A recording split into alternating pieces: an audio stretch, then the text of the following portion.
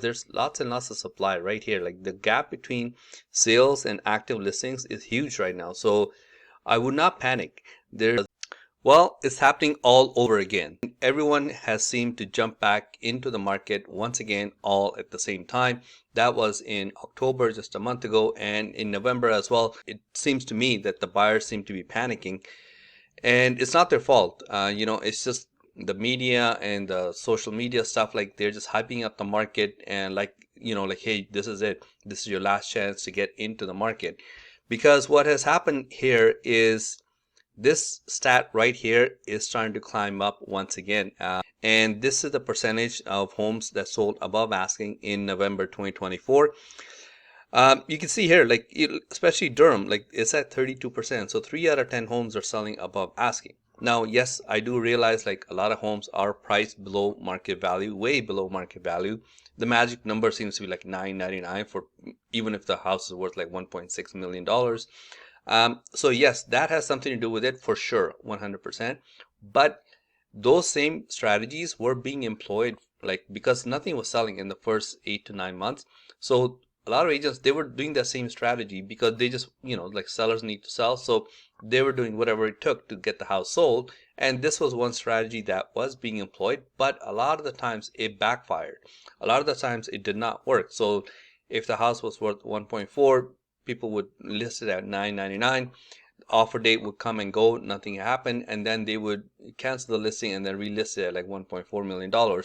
So the point is, it's not just that this strategy is being employed, that homes are selling above asking. It's that this strategy was being employed, but it was not working well at all. But now it is. Now a lot of homes are starting to sell above asking. I'm starting to see agents, talking to each other. Oh, I was competing with 10 other offers. Like, yes, Bank of Canada did the big drop, and then there might be another one coming up in the next couple of days. But there is no need to panic. And I'm going to show you why there's no need to panic. Yes, the sales have gone up in October and November, but I think something to keep in mind here is this bar here, the light blue. The gap is still huge. Like there's tons and tons of supply on the market.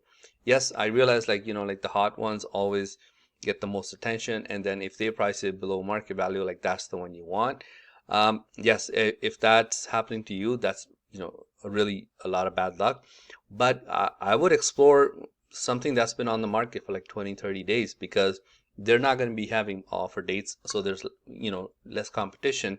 So I would talk to your agent to see what else is out there, because there's lots and lots of supply right here. Like the gap between sales and active listings is huge right now. So I would not panic. There is really no need to panic. And look at this, like breaking down the chart from before.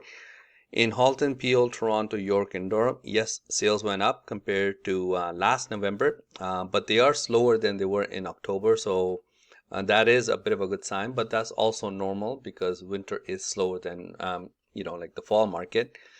But this is how many homes sold in November. This is how many homes are available on the market. And if you look at the months of inventory, I mean, everything except for Durham, we're almost close to 4 months. So 4 months of inventory approximately in each of the big regions. So you should not be competing with 20-30 offers unless it's like your dream house and it's the most unique house in the city that if this one goes, nothing else will ever come up.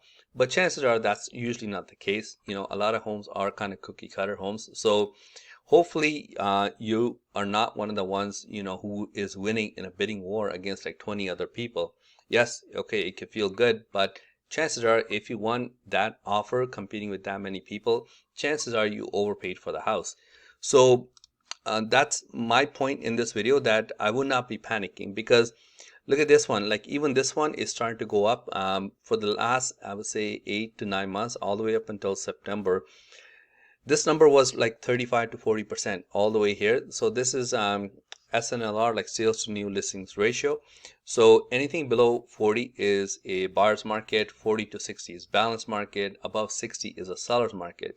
Look at Durham, like even York is approaching 60 once again, just in the matter of 2 months. And like I said, a lot of these numbers were close to 40%, which was like balanced to a buyer's market.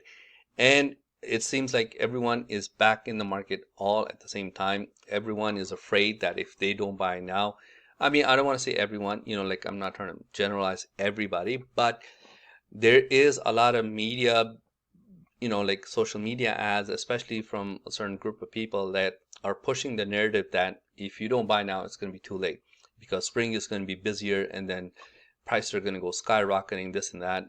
So I would be very careful. Like if you have to buy, yeah, you have to buy. Or if you want to buy because you're like, yeah, Vic, whatever, I understand the numbers, but for me, it makes sense to buy right now. Yeah, then sure, do what you like. But I really hope you're not buying out of like fear of missing out because unemployment is still really high. Like, so nothing really has changed in terms of like unemployment. Unemployment actually went up. So unemployment is going up. So a lot of people, obviously if you're settled and you're making six figures and you're secure in your job, then yeah, you're fine. But a lot of people are worried about losing their job. So, it's like two different worlds. Like if you look at one side, lineups at food banks and unemployment going up. Even lineups like to get just like regular jobs at Tim Hortons and KFC and stuff like that.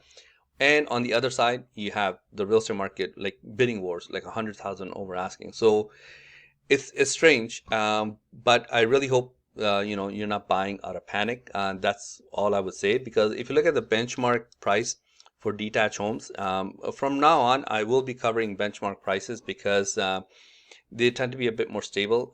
This benchmark just means like what would be the typical price for a typical house in that neighborhood. So year over year change, everything is down except for Halton. Halton is up slightly, but every other market is down. If you look at benchmark prices for condos, everything is down. So, and sometimes as high as 5%. So, especially if you're buying a condo, do not panic, do not worry, do not be caught up in a 30 offer, multiple offer situation because there's lots of supply.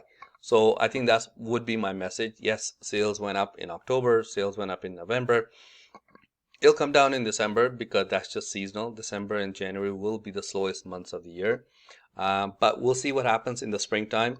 And if I can help in any way, you don't have to buy or sell. If you just want to have questions or conversations about real estate, you can call or text me at this number. I'll see you next time. Thanks. Bye.